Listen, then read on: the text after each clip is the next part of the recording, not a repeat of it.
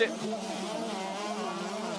these four riders here, Max Werner, Simone Mancini, Mathis Valin. That's who the noise is for as he drops downhill, down the side of Monster Energy Mountain,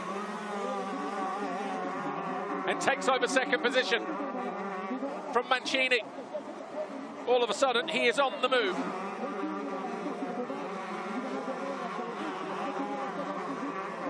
And he's not hanging around either. He's got Werner right there in his sights, and he could be leading. Well, he could have been, had he not just came up short there, as Reisulis moves into third as well.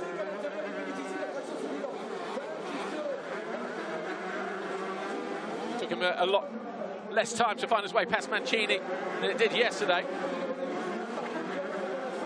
On his way back through the field.